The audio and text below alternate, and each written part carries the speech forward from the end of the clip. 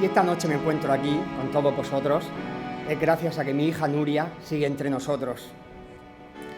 Nuestra historia con la casa Ronald McDonald comenzó cuando Nuria, en agosto del año pasado, recaía de leucemia. Debía ingresar en el Hospital La Fe y hacerle un trasplante de médula. Estaría en Valencia entre 4 y 6 meses aproximadamente. Nos aconsejaron que buscáramos una vivienda cerca del hospital. Encontrar esa vivienda no era fácil.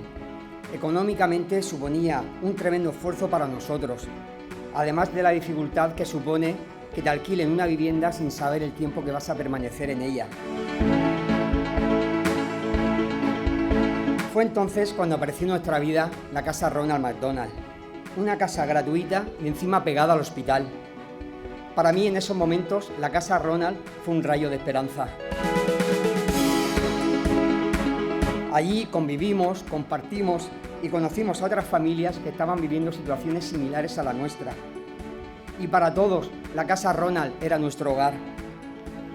Para todas estas familias que tenemos hijos o hijas enfermas, necesitamos de fundaciones como la vuestra, ya que nos dais la oportunidad de poder afrontar dicha situación lo más dignamente posible.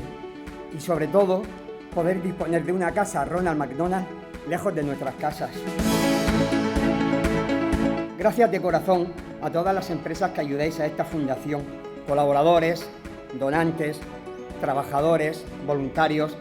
Gracias a todos por vuestra labor, porque realmente lo que estáis haciendo es ayudar a mi familia y a tantas familias como la mía a superar situaciones que nunca crees que te va a tocar vivir.